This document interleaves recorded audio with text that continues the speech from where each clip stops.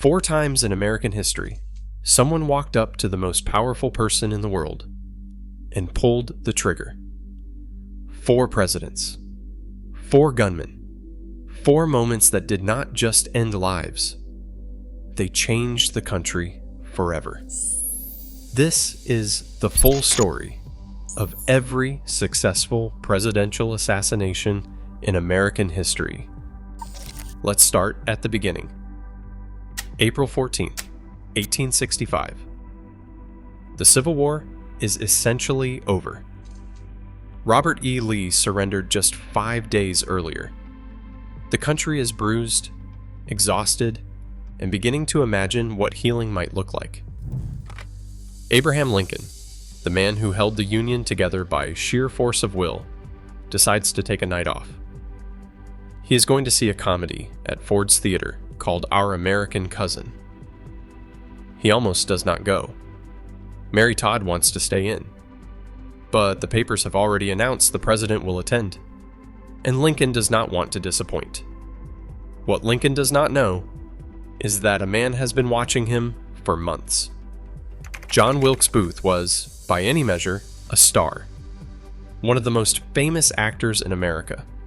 Handsome, charismatic, magnetic on stage. He came from a legendary theatrical family. His father Junius and his brother Edwin were both celebrated performers. But underneath that charm was a seething, obsessive hatred. Booth was a Confederate sympathizer, a virulent white supremacist, and a man who genuinely believed Abraham Lincoln was a tyrant who needed to be destroyed. For most of 1864, Booth's plan was not even murder. It was kidnapping. He assembled a group of co-conspirators, 6 men with various roles, and plotted to abduct Lincoln, smuggle him to Richmond, and use him as a bargaining chip to free Confederate prisoners. The plan came close to execution on March 17, 1865. But Lincoln changed his schedule at the last minute, and the whole thing fell apart. Then, Lee surrendered. The Confederacy was dead. And something in Booth snapped. He did not give up. He escalated. If he could not save the Confederacy by holding Lincoln hostage, then he would throw the entire Union government into chaos by destroying its leadership in a single night. The plan was audacious. To simultaneously assassinate the president, Vice President Andrew Johnson, and Secretary of State William Seward. On the morning of April 14th, Booth stopped by Ford's Theater to pick up his mail. He had his mail delivered there, which shows how comfortable he was in that building. He learned Lincoln would be attending that night, and began making his preparations. That evening, the guard assigned to protect Lincoln's box was a man named John Frederick Parker. Parker had a long disciplinary record. He had been brought up on charges multiple times, including for sleeping on duty. On the night of April 14th, he abandoned his post entirely. Some accounts say he went to watch the play. Others suggest he went to a nearby saloon. Either way, when Booth climbed the back stairs of Ford's Theater and approached the door to the presidential box, there was no one standing in his way. Booth waited for the biggest laugh line of the play. He knew this show. He timed it perfectly. When the audience erupted, he opened the door, pressed a .44 caliber single-shot Derringer pistol against the back of Abraham Lincoln's head, and fired. The ball entered behind Lincoln's left ear and lodged behind his right eye. Lincoln slumped forward immediately, unconscious, never to regain full awareness again. A young officer named Major Henry Rathbone lunged at Booth. Booth slashed him across the arm with a dagger, cutting deep to the bone, then leapt from the box to the stage, a drop of about 12 feet. His spur caught on a decorative flag draped over the railing, and he landed badly, breaking a bone in his left leg. He still managed to stand up, shout something at the audience. Accounts differ on exactly what he shouted, and limp out the back of the theater to a waiting horse. Meanwhile, that same night, Lewis Powell, one of Booth's conspirators, forced his way into the home of Secretary of State William Seward, who was bedridden from a recent carriage accident. Powell attacked Seward with a knife, slashing his face and neck repeatedly. Seward survived, saved in part by a metal neck splint he was wearing from his earlier injury. George Atzerodt, assigned to kill Vice President Andrew Johnson, lost his nerve entirely. He spent the night drinking at a hotel bar and never went near Johnson. Lincoln was carried across the street to a boarding house called the Peterson House. A team of doctors worked through the night, but there was nothing to be done. The wound was fatal. At 7:22 in the morning on April 15th, 1865, Abraham Lincoln died. He was 56 years old. Secretary of War Edwin Stanton stood over the body and said, reportedly, "Now he belongs to the ages." The manhunt for Booth was the largest the country had ever seen. For 12 days, Booth and David Harold, the only conspirator who followed through and helped Booth escape, moved through the Maryland and Virginia countryside, hiding with Confederate sympathizers. A doctor named Samuel Mudd set Booth's broken leg. They crossed the Potomac. They hid in a barn on a farm in Virginia, owned by a man named Richard Garrett. On April 26th, Union cavalry surrounded the barn. Harold surrendered. Booth refused. Soldiers set the barn on fire. Through a gap in the planks, a sergeant named Boston Corbett shot Booth in the neck, almost exactly where Booth had shot Lincoln. Booth was dragged out of the burning barn and died on the porch of the farmhouse a few hours later. His last words were useless. Useless. 8 conspirators were tried before a military tribunal. 4 were sentenced to death, including Mary Surratt, the owner of the boarding house where the group had met, who became the first woman ever executed by the federal government. The executions were carried out on July 7th, 1865, just 3 months after the assassination. Lincoln's funeral set the template for every state funeral that followed. The riderless horse with boots reversed in the stirrups. The Lincoln catafalque, the wooden platform on which his coffin rested, would be brought out again for every president who followed. His body traveled by train across the country, so hundreds of thousands of Americans could pay their respects, retracing in reverse the journey he had taken to Washington 4 years earlier. 16 years pass. The country moves on. The presidency becomes, in many ways, more accessible, not less. And that access will prove fatal again. James A. Garfield was elected president in 1880 on the promise of reforming the rotten system of political patronage that had corroded American government for decades.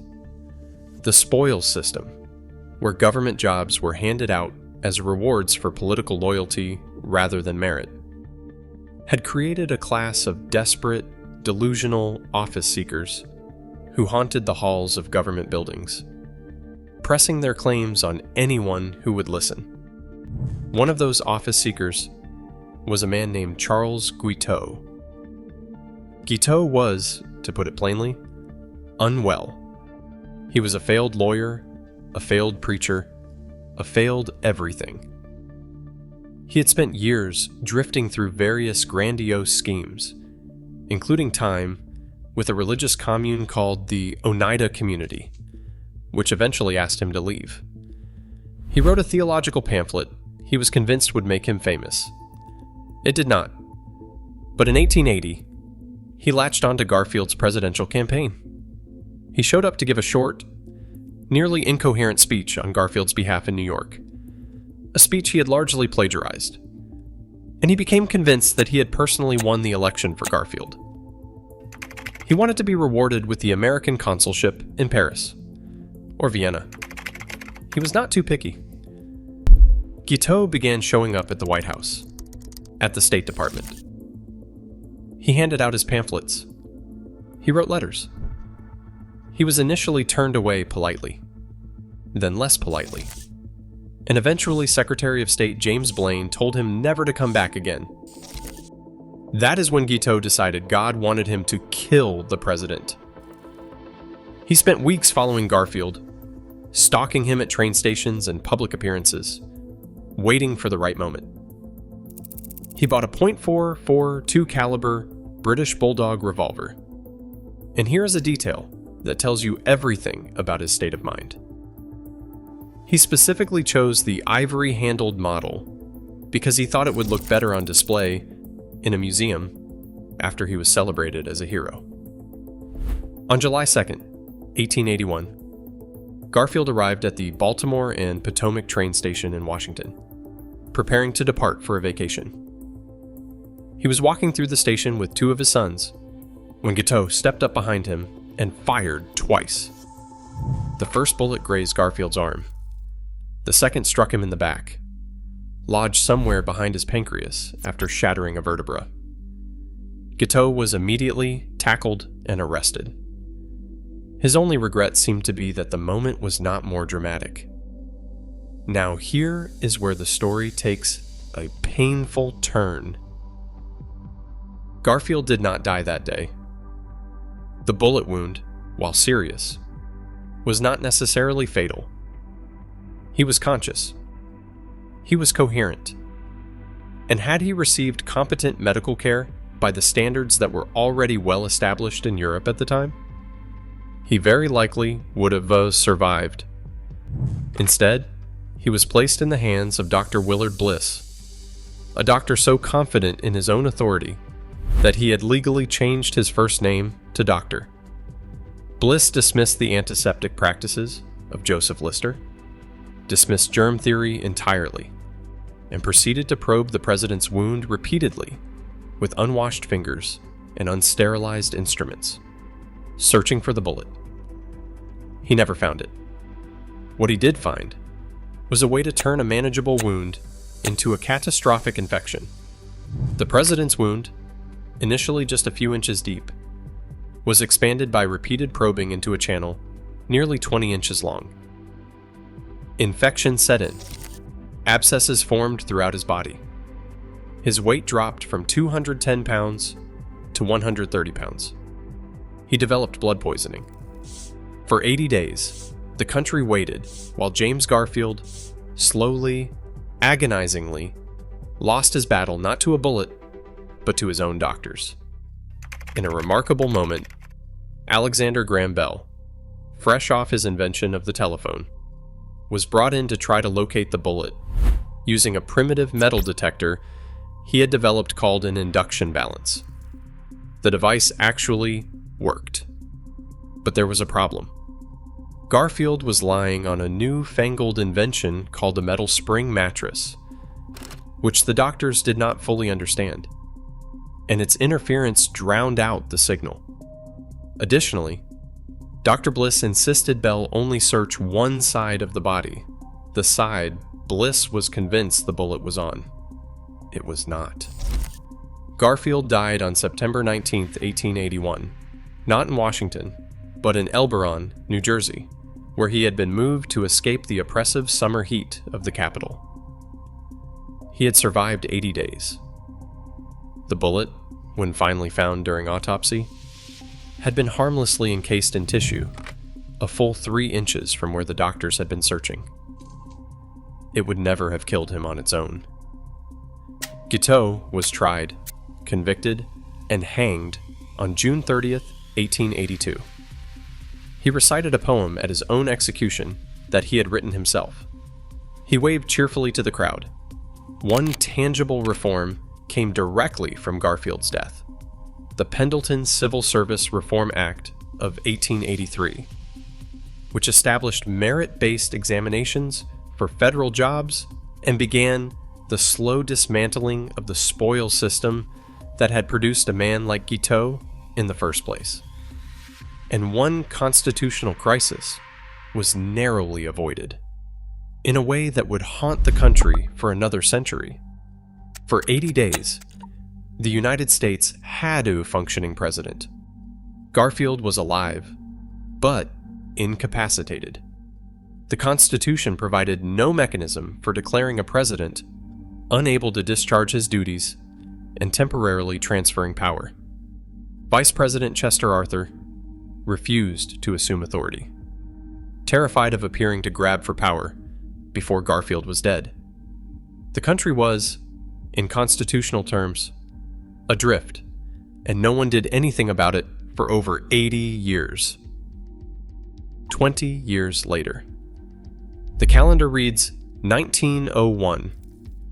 America is a different country now. A rising industrial power. An empire after the Spanish-American War. A nation of immigrants pouring in from Southern and Eastern Europe. A place of enormous wealth and enormous inequality. And internationally, a radical political movement is growing. Anarchism, the belief that all governments are oppressive by definition, and that the proper response to oppression is not reform, but destruction. Anarchist assassins had already killed the President of France, the Empress of Austria, the King of Italy, and the Prime Minister of Spain. In 1900, an Italian-American anarchist named Gaetano Bresci traveled from New Jersey back to Italy, specifically to kill King Umberto I. He succeeded. A young man in Ohio named Leon Czolgosz read about it and was inspired. Czolgosz was 28 years old, American-born, the son of Polish immigrants, a former factory worker who had become radicalized after experiencing the brutal conditions of industrial labor. He had attended an anarchist lecture by the famous radical Emma Goldman and became convinced that action, violent, definitive action, was the only meaningful political act available to the powerless. He chose William McKinley. McKinley was attending the Pan American Exposition in Buffalo, New York, a grand world's fair celebrating American progress and hemispheric unity. His secretary, George Cortelyou, had twice tried to remove a scheduled public reception from the president's itinerary, worried about the security risk of having McKinley shake hands with an unscreened crowd for an extended period. McKinley overruled him both times. He believed it was important for a president to be accessible to ordinary Americans.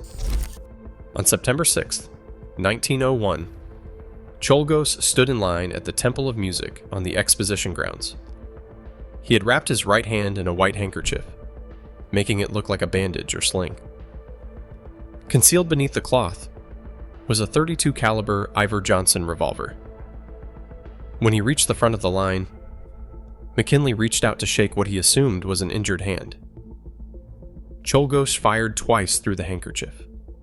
One bullet grazed the president. The second pierced his stomach, passed through, and lodged in the muscles of his back. An African-American bystander, James Parker, standing right behind Czolgosz in line, immediately tackled the shooter before he could fire again. Czolgosz was beaten by the crowd until Secret Service agents pulled him away. McKinley, astonishingly, remained calm enough to tell his aides not to let anyone hurt his attacker. The medical response was tragically inadequate. A primitive X-ray machine was present at the exposition. It had been demonstrated as a technological marvel for visitors to see. But it was not used on the president. The emergency surgery was performed in poor lighting by a gynecologist, a capable physician, but not a man with expertise in abdominal wounds. The bullet was never found. For a week, McKinley appeared to be recovering. He was eating. He seemed stable. And then, gangrene developed silently along the bullet's path. On September 14th, 1901, William McKinley died. He was 68 years old. Theodore Roosevelt, who had been hiking in the Adirondacks and had to be found by a relay of riders on horseback, rushed to Buffalo to be sworn in as president. At 42, he became the youngest president in American history. Czolgosz was tried, convicted, and electrocuted on October 29, 1901, just 53 days after the assassination. Prison officials poured sulfuric acid into his coffin before burial, specifically to ensure that anarchists could not turn his grave into a shrine. The institutional response this time was concrete and lasting. Congress passed the Anarchist Exclusion Act in 1903, the first law in American history to deny entry to people based solely on their political beliefs. And Congress formally tasked the Secret Service with the permanent, full-time protection of the president, a duty that had previously been informal and part-time. The era of the modern presidential security apparatus had begun. 62 years pass. The world has changed beyond recognition. There have been 2 world wars. There is a Cold War. There is a nuclear arsenal capable of ending civilization. The President of the United States is no longer just a national leader. He is one of the 2 most powerful individuals on the planet.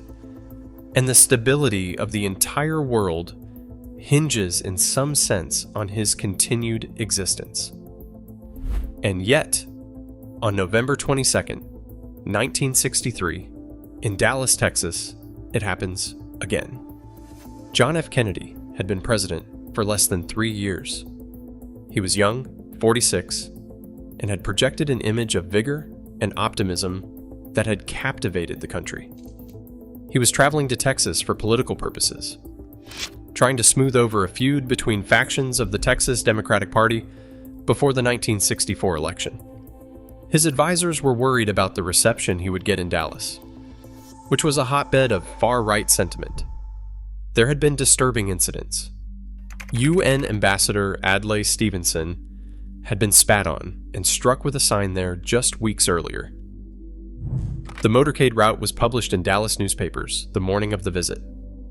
It wound through downtown Dallas, passing below a 7-story building called the Texas School Book Depository, where a 24-year-old order fulfillment worker named Lee Harvey Oswald had requested the day off and instead shown up to work. Oswald was, by any measure, a complicated and contradictory figure. A former Marine who had defected to the Soviet Union in 1959, lived there for nearly 3 years, then returned to the United States with a Soviet wife in what appeared to be a renewed embrace of radical left-wing politics. He had tried to shoot a right-wing general named Edwin Walker months earlier and missed. He had been involved with a pro-Castro organization in New Orleans. His precise motivations on November 22nd remain genuinely debated to this day. That afternoon, Oswald positioned himself on the 6th floor of the book depository, behind boxes of books, with a 6.5mm Carcano bolt-action rifle he had purchased through a mail-order catalog for less than $20. As Kennedy's open-topped Lincoln Continental passed below at 12:30 in the afternoon, Oswald fired. The Warren Commission, which investigated the assassination, concluded that Oswald fired 3 shots. 1 missed. 1 passed through Kennedy's upper back and throat, and then struck Texas Governor John Connally, who was seated in front of Kennedy, wounding him seriously, but not fatally. The 3rd shot struck Kennedy in the head, and it was fatal, instantly and catastrophically. 80 minutes later, in the back of a parked Air Force One, with Jacqueline Kennedy standing beside him, still wearing a suit stained with her husband's blood, Lyndon Johnson was sworn in as the 36th President of the United States. Lee Harvey Oswald never stood trial. 2 days after the assassination, he was being transferred from the Dallas police station to the county jail in front of television cameras and dozens of journalists. That security situation defies explanation to this day. A Dallas nightclub owner named Jack Ruby stepped out of the crowd and shot Oswald in the stomach. Oswald died 2 hours later. Ruby said he did it to spare Jacqueline Kennedy the ordeal of a trial. The Warren Commission spent 10 months investigating and concluded in 1964 that Oswald had acted alone. But the investigation satisfied almost no one. The speed of the process, the handling of evidence, the Ruby shooting, the sealed records, all of it fed a growing national conviction that the full truth had not been told.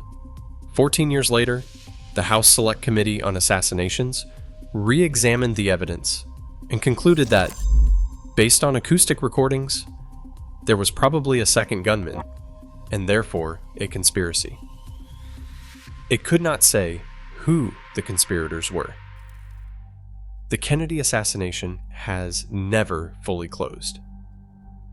As of the last release of previously classified documents, gaps and redactions still exist. The debate continues. What did close, finally, was the constitutional question that James Garfield's incapacity had first raised 8 decades earlier. The 25th Amendment was ratified in 1967.